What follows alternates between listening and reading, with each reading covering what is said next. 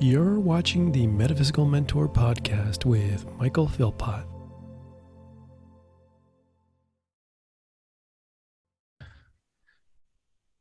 And we are recording. Hello, Renata. How are you? Good. How are you? I'm doing fantastic. And I just want to do a little shout out to Dr. Jennifer for connecting us. I guess your other half of the wellness witches. Yeah, 100%. Yeah. She was an amazing guest and full of knowledge.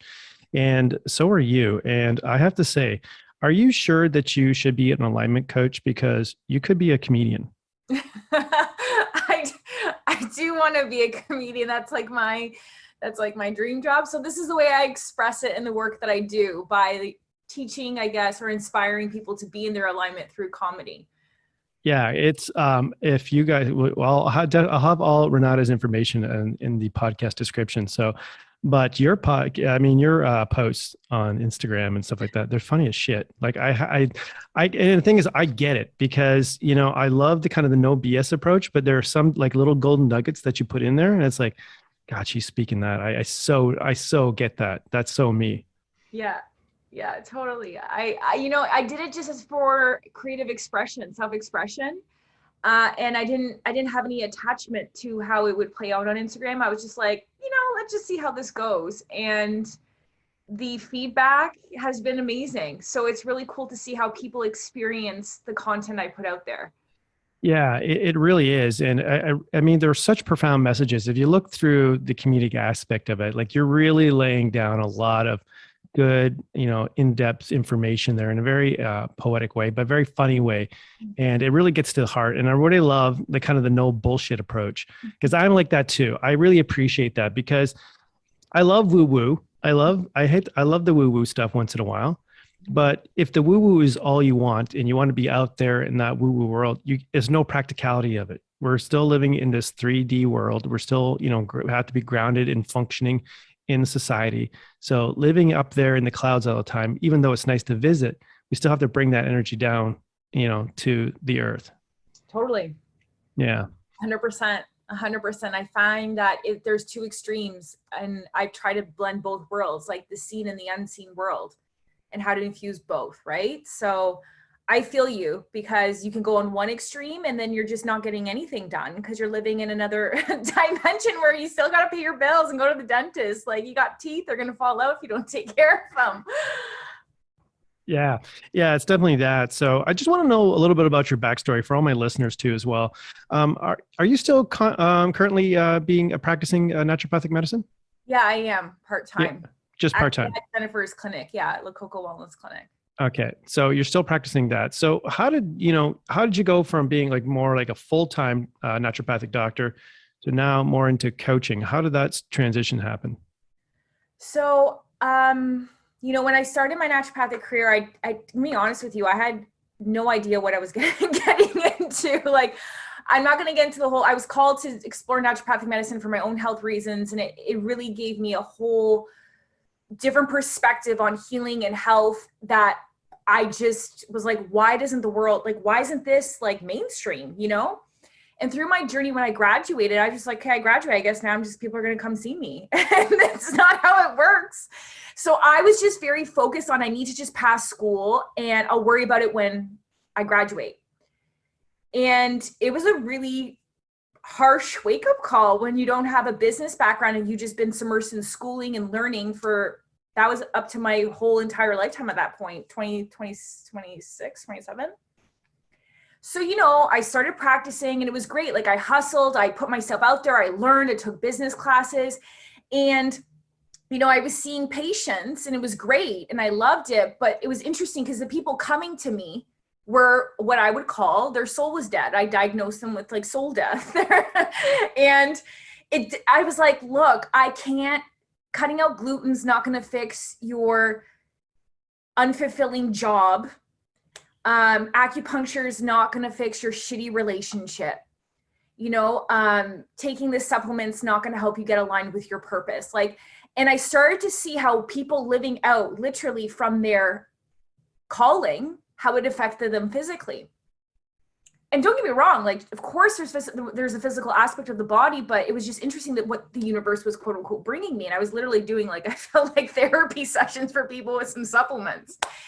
And it's what I always loved to do, but I was very scared to kind of explore the depths of that. Cause I'm like, I just went to school for 1,000 years.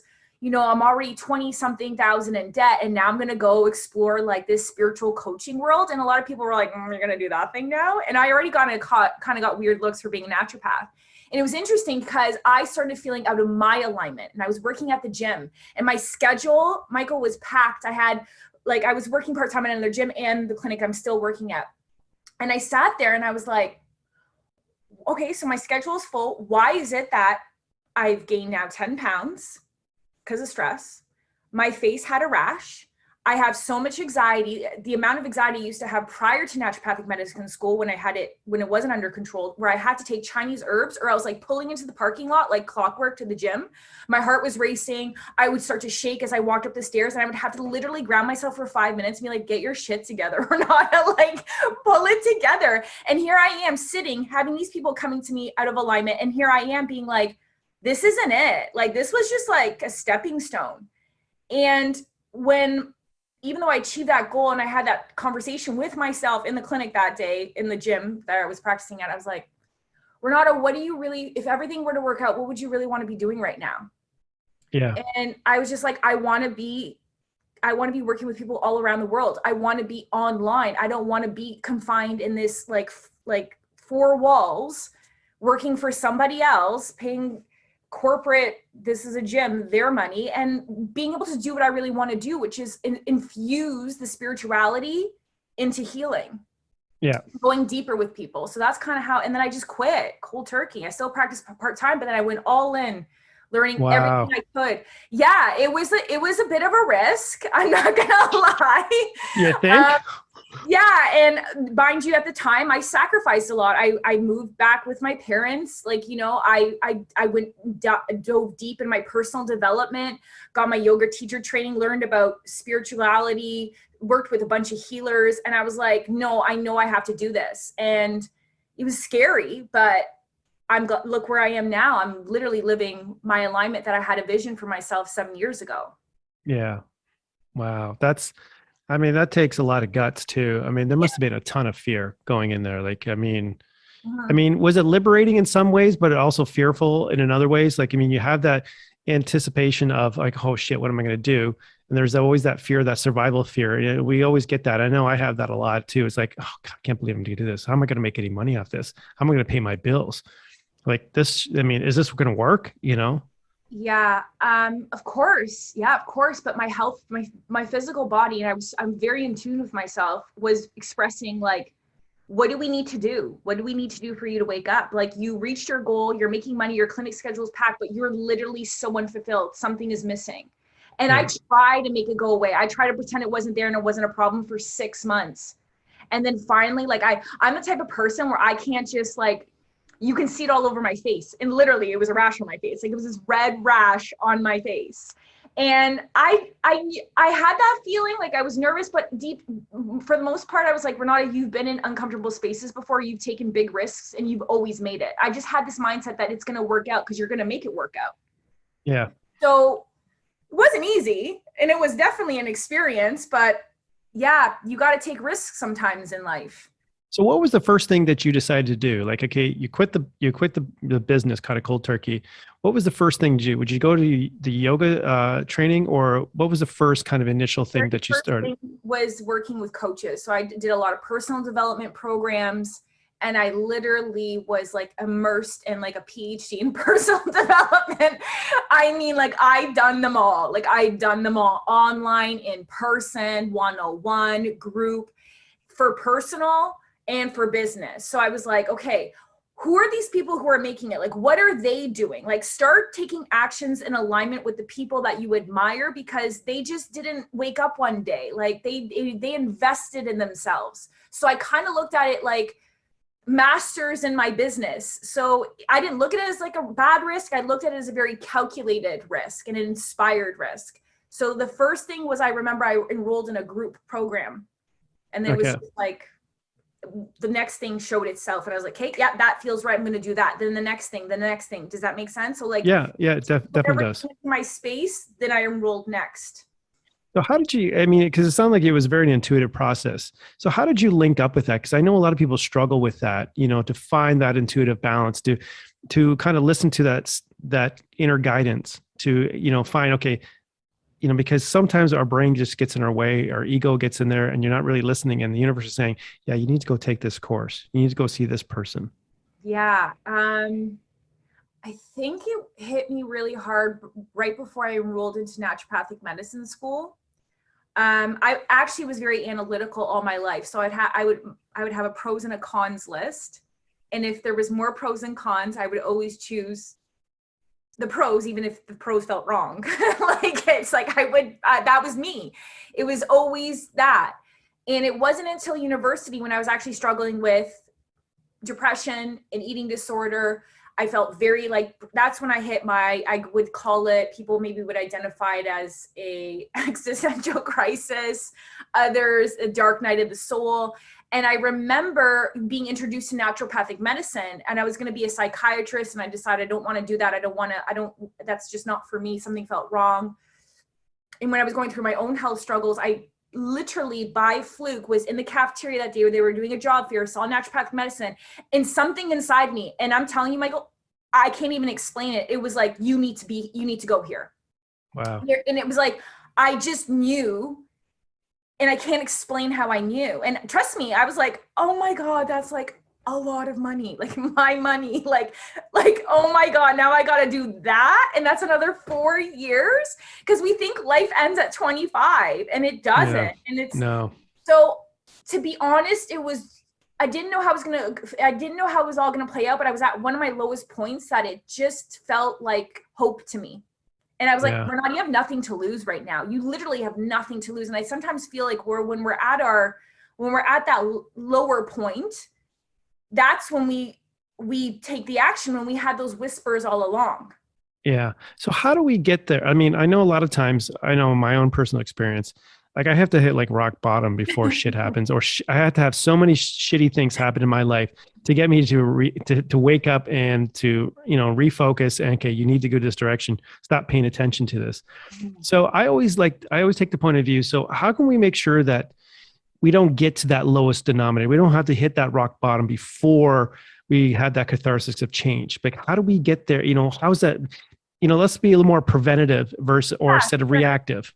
So a lot of times when people say, I can't trust my gut, or I don't know if that's my gut or fear, well, there's several steps I would walk you through. Number one, it's first you got to figure out what's important to you in life. You have to go back to your values, because you will always get distracted by people's feedback, and you got to be mindful of your audience. So sometimes people are going to say, like, you know, people said I was crazy when I decided to explore like mentorship and astrology and spirituality. And I was like, I get it. Like, you just want the best for me, or that's your shit, or you just don't understand. And like most of the time they mean well. So number one, you got to get clear on what are my values and how does it that I want to feel? And you have to understand that not everyone's going to get it or agree with you. So you have to be very careful about the support you seek. Yeah. So, number two is, acting in alignment with your values. A lot of people don't make decisions that are not, they make decisions out of alignment with their values. And so give us an example of that. So for me, a value of mine is freedom. So working at this gym under these certain corporate rules is not freedom to me. So it's like, Renata, you keep committing to something that doesn't align with freedom, self-expression, creativity, and it's like corporate security structure. And it's like, there's no intuitive flowy process there. And that's fine. Like, I still have a structure in my business. So it's not that I'm just like floating around in the ether. However, it was like, well, if this is what I want to create, but I keep putting my energy and time here, well, no, you're not going to get there. Yeah. So being honest with ourselves. Secondly is working with someone you trust. It's important that people are very intuitive, and learning what is your intuitive language. Is it a knowing? Is it through your dreams? Is it a feeling? Is it an instinct? And then fourth, it's cultivating self-trust. So it's not that we're not intuitive, it's that we lack self-trust. Because growing up at some point, it's layered in the most simplistic terms. you did something, you acted on your intuition, and someone told you that was wrong, or you spoke your truth and someone told you that was wrong, or it was not supported by culture, society, your race, your ethnicity, your upbringing. And then you're like, okay, I guess like that's not accurate, or that's not right. So I'm going to do it this way, which is very ego program conditioned for just simplistic terms. I'm being I'm being a bit simplistic here. Yeah. Or you did act on something. You took a risk and it didn't go the way you wanted, or it didn't go the way you expected. And then you made it mean X, Y, Z about yourself. Where sometimes things don't work out the way you want them to, and we don't give it enough time to let it kind of the pieces fall where they are. And we associate so many meanings to them, instead of like, well, maybe that's happening for you and not to you. And then we try to micromanage and control. So do you see how messed up we get? Oh, for sure. And then we have to think about our own personal programming that we got from our parents too, as well. Well, I work a lot with deconditioning the programming, because that's where we get in our space. We operate more from safety in that programming versus intuition. So that's the last point, is then exploring, what are my limiting or subconscious or self-sabotaging beliefs? Like, and you can work through that with a coach. You can do hypnosis. There's so many different avenues. And I believe each of them give you something a little different. I've explored all of them. And every tool works, but sometimes you need a different tool for what you are dealing with. But definitely your programming or your beliefs will always take you back into that equilibrium you've been conditioned to. So that's why a lot of times people can't act on their intuition. So it's very layered. Yeah. Do you think that's why people don't succeed or don't follow their dreams because of that? 100%. And also because if your programming is not aligned with the reality you want to create, it's very difficult to create that reality. It's like you have a computer and you have certain apps, but then you want to have, or it's like you're tuned in a radio station, you want to play rap music, but you're on the jazz station. Well, like you need to change the channel. The jazz station ain't gonna play rap music. So like you have to physically change the frequency if you want to label it in that perspective, or the programming or the station you're tapped and tuned into. Also, I feel a big thing is fear of judgment, fear of criticism, and also fear of failure, which to me, I have a different definition of failure than maybe most people are conditioned to. I think it's just failure is just, oh, that didn't work. Now I learned from that what not to do moving forward. I think that really stops people, to be honest with you. Yeah. Is those. Yeah. Like fear can be so paralyzing, and it could be just, it's always that thing that can limit you from your actual freedom and your happiness.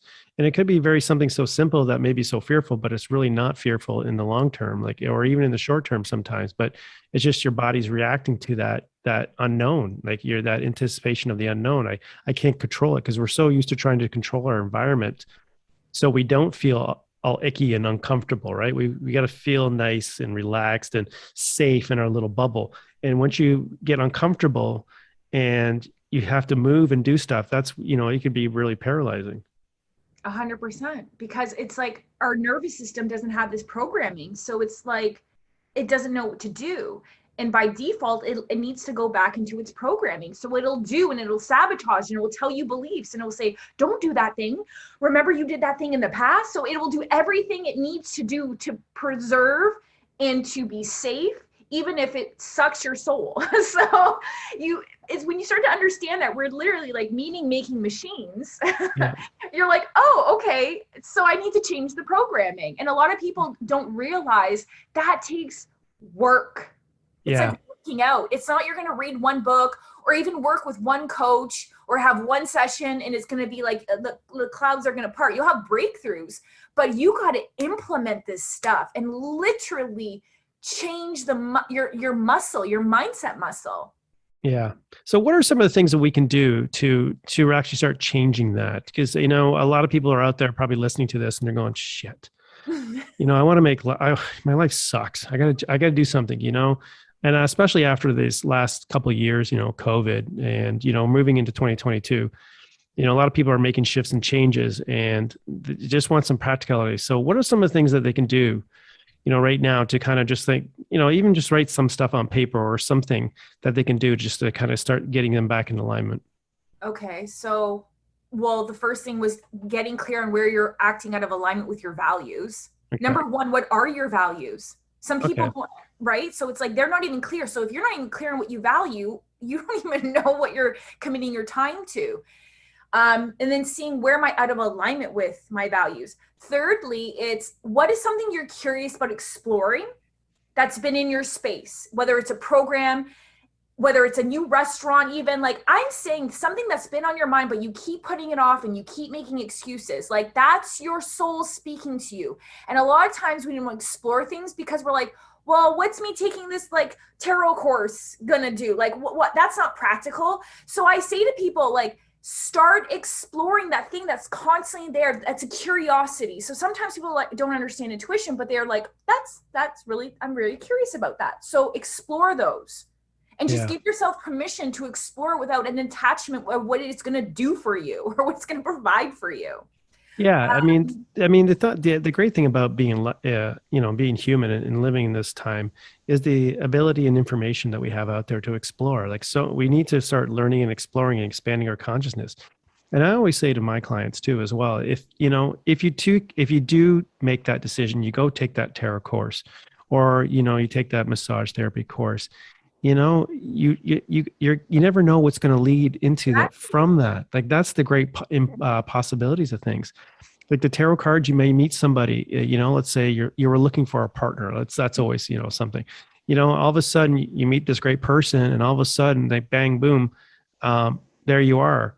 And now you're in this amazing relationship. And it was just because you took a tarot card and you think, oh, I didn't want to take this tarot card. It could be something or it could be like you meet somebody who's got a great job opportunity, or that you needed a new place or a new car. Like there's so many possibilities that we can't see. Exactly. That you just got to just kind of, sometimes you got to say, fuck it and just do it. Exactly. And that's why, because we try to micromanage everything. We try to micromanage and try to play the future out where it's like, the universe is going to give you, but you just got to show up and trust what I call, it's like, what are those little niggles, those little nudges, those little, I'm curious about that. Like explore one bloody thing, even if it's ordering takeout from a restaurant you've been looking at for 6 months, like put yourself and give yourself an opportunity to be in new situations and new experiences. Because if you keep doing the same shit over and over and over and over and over and over again, you are not going to get in your alignment. Yeah. So how do we get comfortable with being uncomfortable? It's interesting. I actually had a session on this today. So that's surrender, right? It's literally normalizing that life is going to feel uncomfortable sometimes. So, and normalizing that, okay, this is literally what I tell myself when I'm feeling nervous about something new or I'm launching something new. Renata, okay, you're nervous. Number one, you care. That's good. Because if you didn't care, that'd be concerning. Number two, it's okay that you feel uncomfortable. So accepting where you at. A lot of times we like to resist or we like to try to control feeling uncomfortable. And you have to understand your nervous system is trying to re-regulate itself. So I say, I'm like, your brain is just upgrading. It's okay. Your brain is literally upgrading. This is normal. So for me, just hold on for a second, because I think I think we should really touch on that again. Just repeat that again, because I think that's very poignant for a lot of people who are making all these changes out there and they're feeling uncomfortable. Just listen to what Renata just said here. So your brain is literally upgrading. It's trying to lay down new neural tracks. So it's going to feel really wonky and weird at first. I associate this back when I was a rep volleyball player, and I sucked when I first played volleyball. I love volleyball, but I couldn't spike the ball. Like I was trash when I first played, but it was like, I was a psycho. I would practice for 2 hours and go home and practice in the garage for 2 hours. And I was the best player on my high school team graduating. Okay. And it's because I allowed myself to suck and I just kept showing up. And I recognize too, this is another thing when you're in your alignment, you're going to have good days and bad days. You're going to have days where you're like, I should have done better. I should have known better. Where it's like, did you sleep enough? For women, where your hormones are at? Like, did you eat enough? Like, are you going through like a really rough time? Do you have enough self-care? So I think we need to give ourselves a little bit of grace and permission that too, even when you're upgrading, you're gonna suck sometimes. Yeah. So let's talk about that. Just giving ourselves permission to suck. Because I think that's an important thing, because that's part of the process. And, so many of us have failed in so many different things. I mean, I've failed so many different times. I can't even count right now. It's just so many times.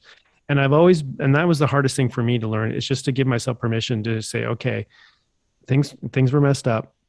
Stop. And I would beat myself so bad. Like I was like the worst person to myself. But how do we give ourselves permission? How do we just allow ourselves to say, okay, take a deep breath. Let's just kind of reevaluate things, and let's just kind of see where we are, and kind of have that kind of grace to ourselves, instead of being so hard on ourselves. Because I know a lot of people out there, we just beat ourselves silly. Yeah. Because that's the ego. It loves to do that. And depending on what your upbringing was, your parenting style was, your conditioning was, that's a whole other can of worms. However, I think it's important. That's where creativity is birthed. You have to allow yourself to explore and experiment. So if I make a mistake or I fail or I didn't get the outcome I wanted, it's still like hurts a little. Like it hurts sometimes. I'm not gonna lie. People think, oh, nothing phases you. I'm like, I'm actually very sensitive. Like it does. However, I'm like, okay, Renata, what did you do? What action? Okay, that wasn't effective. So let me review to see why it wasn't effective, right? What could I do different next time? If I make a mistake too, it depends if it involves another person. Cause a lot of times people are like, I can't do that service. Cause if I'm not amazing or whatever, it's like, well, I'm going to deliver what I said I was going to deliver. And if there's something on my end that I didn't deliver or I didn't promise, I'm going to make sure I do that. Maybe give an extra session. Do you get what I'm saying? Or I'm going to take responsibility for where my communication was maybe missed. So we have to understand we're always learning. Yeah. And things are going to constantly happen. So all you could do is like take responsibility. What could I do differently next time if this situation presents itself?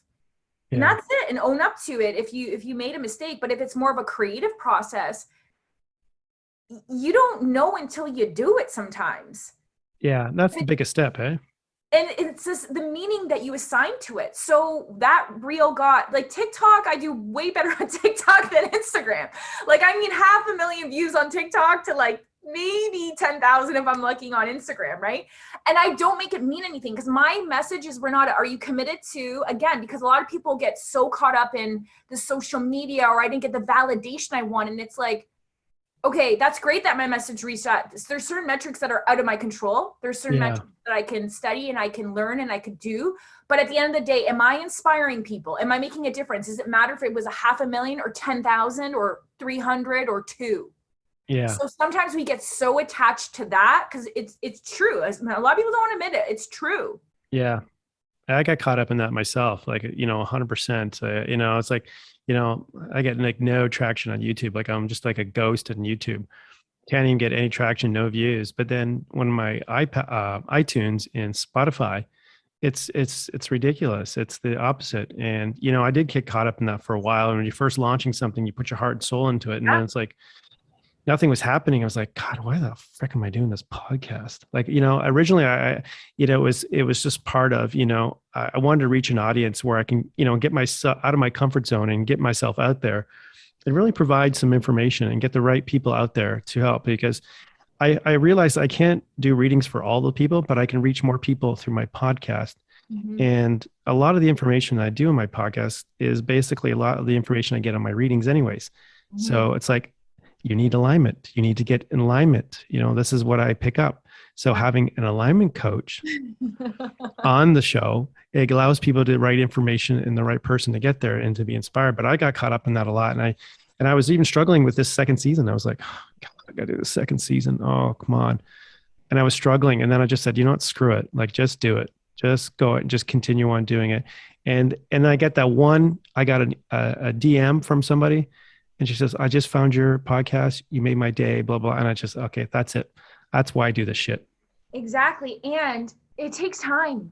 Yeah. I started doing astrology videos 2 years ago, and now it's like people don't realize. And I was on my couch, the lighting was shit. I had my hair all messy in a bun. Now I'm doing moon rituals. I have my readings sold out every month. Like this, you have to understand, you have to keep showing up. Yeah. It's not you just do one video or one podcast, and also different platforms like aren't, some people are going to be YouTubers, some are going to be TikTokers, some are going to love Instagram. I always say stick to the ones you enjoy regardless, consistently, of what you're getting right away, because you learn, you get better. And it's like, if you have that in your space, think about it. Every time you post, you're like, oh, no one's going to give a shit about this. Well, energetically, no one's going to give a shit about it.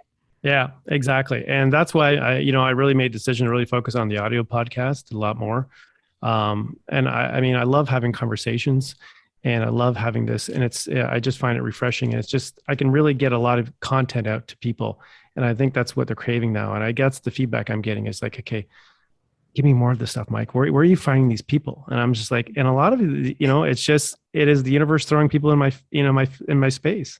Right. And I mean, I connected with you through Jennifer, and then Jennifer, I was through my friend Lana, and so on and so on. But I think it's always a fabulous way. So one of the things I want to talk to you about is when you give out this free brochure type thing, that's kind of like an alignment thing. And I downloaded it, and I think I don't know why you're giving it for free, because that is some amazing stuff. It's an amazing tool to use. And one of the things I was just kind of looking at, you have this thing called the FASTER formula that I saw. Mm-hmm. Do you want to kind of explain what the FASTER formula is? So the FASTER formula isn't in my alignment kit. It's in it's in my one-on-one mentorship. But okay, sorry. Yeah. Okay. Thanks for correcting me on that. Yeah, it's okay. It's a 6-step structure that sometimes we get too caught up in action and doing versus the being part, and that encompasses forgiveness. It encompasses acceptance, surrender. So I'm just going to forgiveness, surrender, forgiveness, acceptance, surrender, trust, energetic, and responsibility. Yeah. So when I'm working either in my programs or in my one-on-one container with people, it is an in-depth process of going through those 6, I call them soul strategies, because I was doing all the doing and I was executing and taking action. I was like, damn it, this is just not working. What's going on?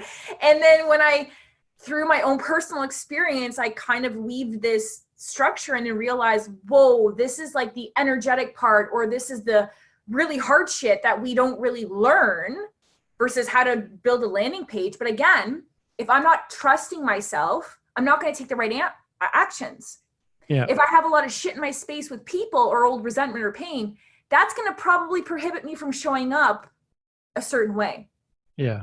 And it's not about perfection. It's all about progress too. So I'm not saying like you have to be a master of forgiveness and forgive everyone and be this kumbaya. No, it's just, let's remove maybe like 100% on hate to like even 70 will give you some more space. So that's what that formula is about. Yeah. Do you find? Sorry, continue. No, I just got to say, like, I mean, it's an incredible way of like thinking about things, like forgiveness, like all the different things that we really need to look at, like forgiveness, responsibility, trust. Like, I mean, trust, that's a hard one for me. Like that would be like my like Achilles heel. Like I just, yeah, I'd be like, yeah, I don't know about that.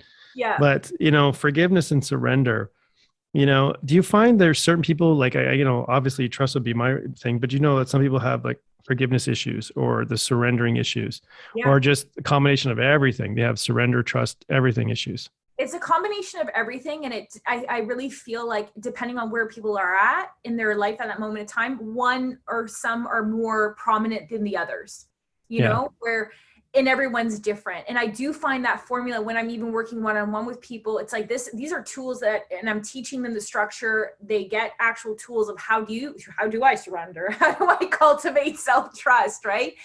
But I do find forgiveness, surrender and trust kind of go hand in hand, but I would say it's trust and forgiveness is usually the more resisting ones that people have. Yeah. Now, one of the things I found with forgiveness, it's usually, I know a lot of people talk about forgiveness of, somebody, but let's maybe talk about forgiveness of the self. Yeah, I do talk about that. Yeah. Can you Uh, touch on that? yeah, for sure. I do feel, and this is just from my personal experience.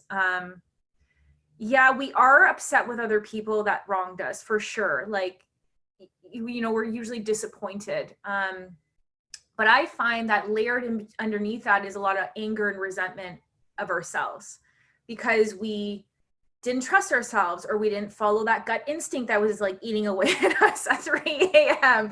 We are mad that we allowed that person to violate our boundary. We're mad that we didn't speak up. So I actually do feel like forgiveness, yeah, it is a two-way process with self and the other person.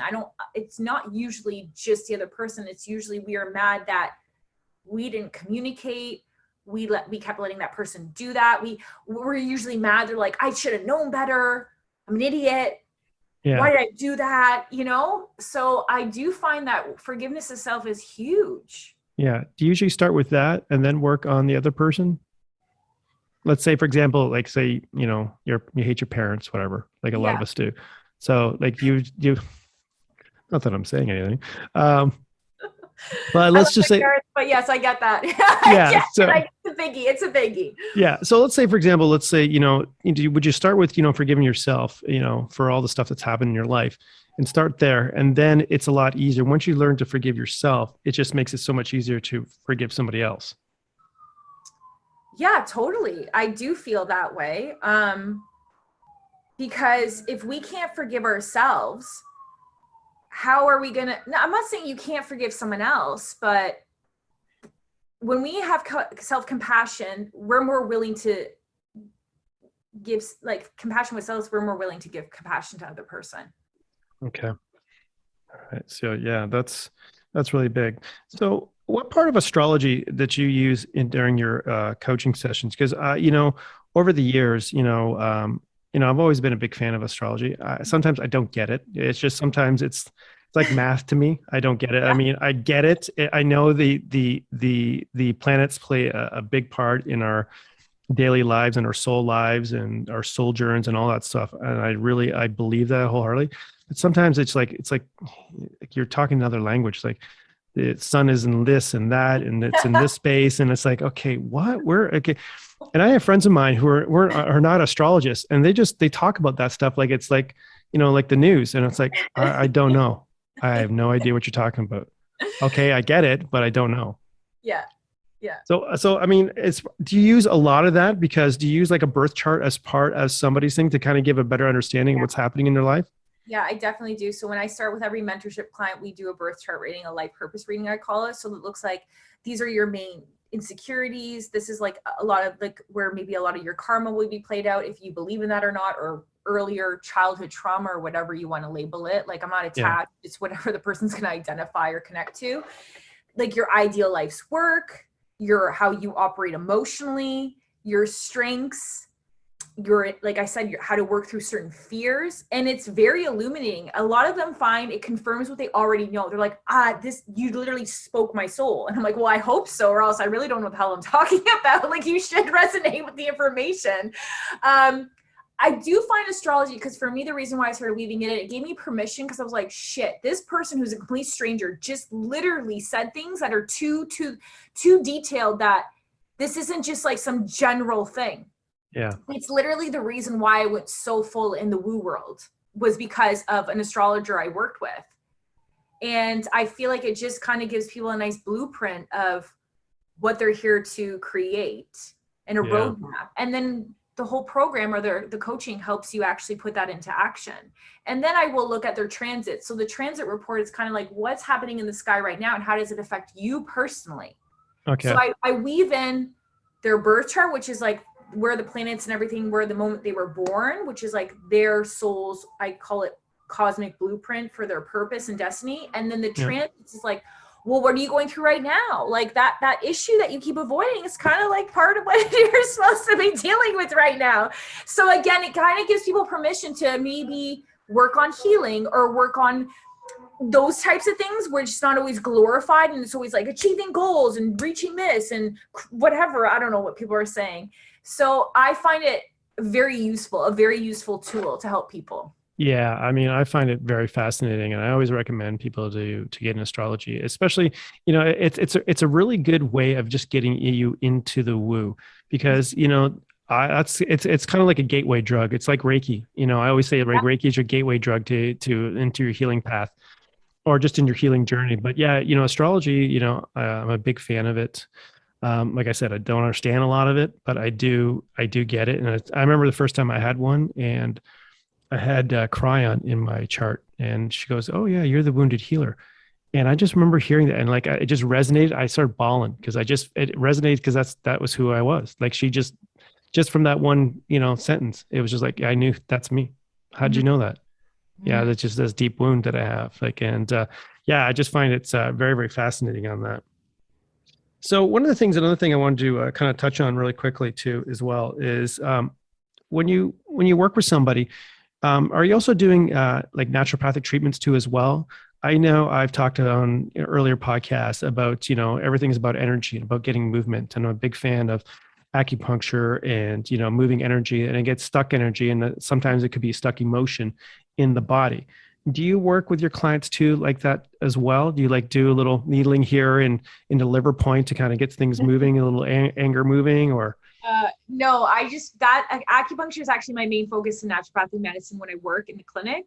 But I'm a Reiki master as well. So in my alignment mentorships and programs and moon rituals, I do distance Reiki, right? Okay. So because that's one point, like you hit the nail on the head, is I can maybe talk through this with you, read your birth chart, pull some cards, but then there's your energy body. We have to Yeah. address your energy body. So I find it a nice complementary, and it can work through things that maybe we can't actually through talking or bringing awareness. Yeah, let's talk about the energy body, because I think that's really important. I always touch on it, through my other guests and things like that. And I find it's really important that we do that, because so much good does get trapped in our body. Our body is our canary. And I know myself, I used to hold on so much emotion. I still do, and I'm still working through stuff. It's in my body. And through body manipulation, massage, acupuncture, Reiki, things like that. I mean, it's the relief I feel just from an emotional standpoint, and releasing that energy just out of my field, but out of the body. It gives it time to relax. So let's talk about a little bit more about the energy body.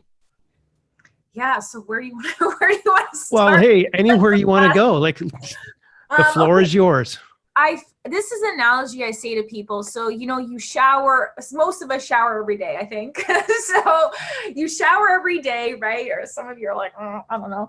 But just like hypothetically, you shower every day, right? You clean your physical body. Imagine not cleaning your physical body for like a decade. Like that, you're going to be growing some things. So your energetic body gets, even though you can't see it, it's like you are forming attachments to other people. Some of them are unconscious. You are doing it. They're forming attachments in your energy field. You're getting like shit attached in your energetic body and that trickles down to the emotional, the mental, and the physical body. So if you don't clear your energy field out, you're walking around with some dirty ass energy. Like, no wonder you are feeling a certain way sometimes. And it's like I said, you can't gluten-free the shit out of it. You can't even like take a supplement for that. You have to address sometimes the energetic body that a lot of people don't even factor into their well-being. No, they so don't. And I know my person, it took me a long time to figure that out. And I was like, God, why? You walk into a mall, and all of a sudden I feel like shit for like days. And it's like, what the deal? Or I'd work in a really toxic environment, and I just thought, why am I, like, why did I just feel like somebody just, jabbed me in the neck and just stabbed me to death. Like I just felt awful all the time. And I think it's really important that we have those boundaries and develop an understanding about energetic boundaries too, as well. Mm-hmm. Is that And something you teach too as well? Dealing with energetic boundaries? I do. Yeah, I do in the mentorship a lot, because usually the people I'm working with are quite, a lot of them are more sensitive or empaths, or just like everyone needs to work on their energetic boundaries and giving certain tools on how to do that. Cause I'm like super sensitive. I know I come across as like funny and confident, charismatic, but it's like, I will literally be in an elevator and I'm like, oh my God, I'm feeling that person's panic attack and that person's really ragey today. And like, I was like, what's going on with me? And I thought I was going crazy for a lot of my life. You're speaking to the choir, sister. You're Right? speaking to the choir. Yeah. I had to learn, how do I stay rooted in my emotions and feelings instead of trying to work through that in everyone else's. Yeah.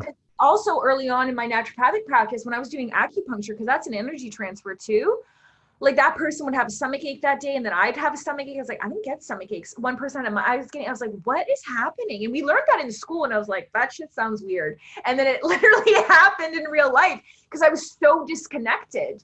And I didn't realize, shit, I feel like trash because God knows what is in my field. I tried to sleep. I took my supplements. I'm eating well, but like, it's not working. And then when I was incorporating a lot of Reiki, I was like, oh my God, I feel like a whole new person again. Yeah. I struggled that when I was doing my Reiki practice. I would, it's so much, it was like, oh yeah, I was so into just, helping people and stuff like that. I wasn't taking care of myself, but I was getting sick all the time. I was feeling weaker. I was getting depressed. Like I had so many different things. And then I started working with cancer patients. And that was like, I really realized, okay, something's wrong. Because I was just I feel like death. I left the clinic and I was like, what the hell just happened to me? Mm-hmm. Like, I think it's really, really important to develop it. Is there anything that we can do, if somebody's listening right now, any little steps that they can do to help kind of clear or manage their energy fields? Yeah. So obviously Reiki is great. If you haven't explored that, highly recommend, or even acupuncture, like pick your tool.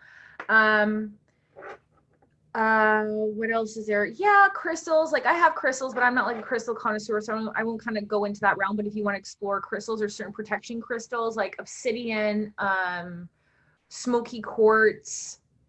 So when I'm doing energy work, I have them with me. Yeah. Okay. Like to like protect the space. So I find that a useful tool. These are two things else I do. I imagine like I have like a white shield, like it's like a body of armor that's like a white shield protecting me. So sometimes when I'm going into a place or a lot of people, I just imagine that I'm like none, and I say like it's all about your intention. We don't realize how powerful our intention is.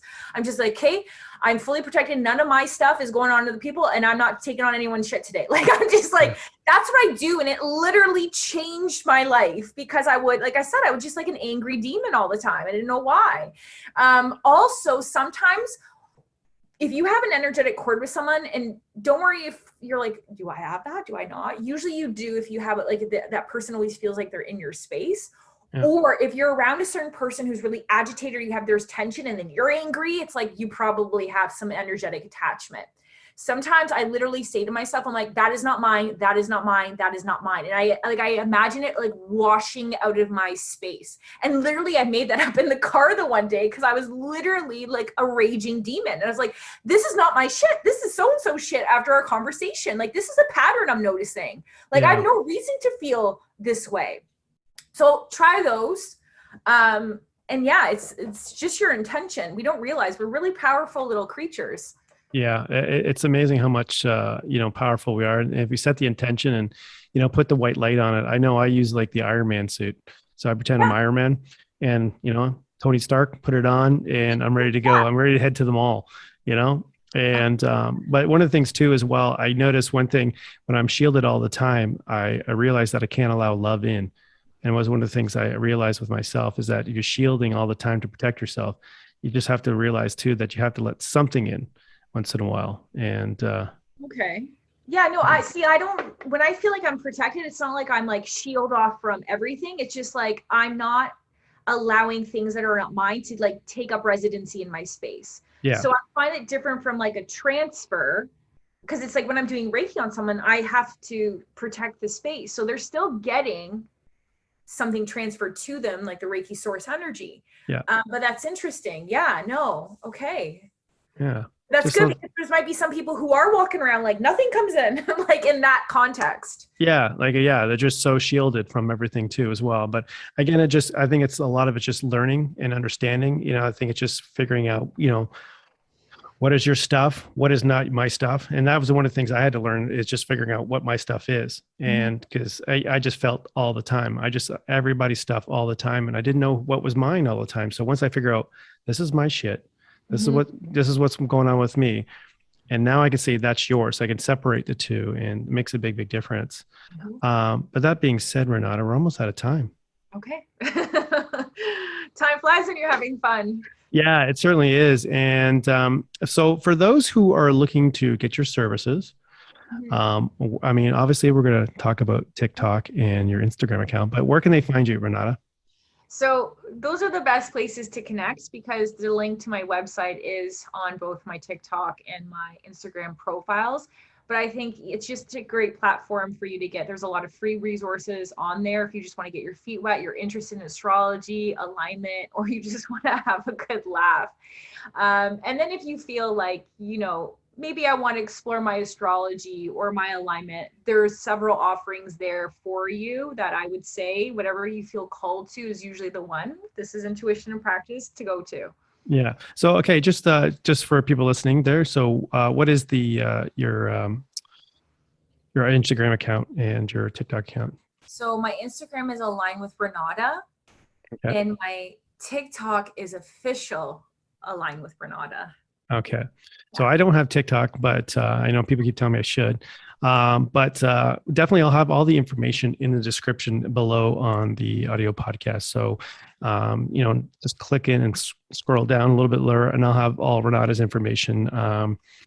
It's been an absolute treat to have you on the show. I was been looking so forward to this episode because I know this would be like a really fun episode. And I really love the kind of fun, no BS approach that you have to spirituality. So if everybody who's looking for alignment, you're feeling out of alignment, I know a lot of people are, contact Renata, and, this things can be life-changing for you. So I really appreciate that. So Renata, we're just going to close out the show. Thanks for having me. I appreciate this. Not a problem. So I'm just going to close off the show. This has been the Metaphysical Mentor Podcast with Michael Philpott. Thank you so much for joining me, and goodbye for now.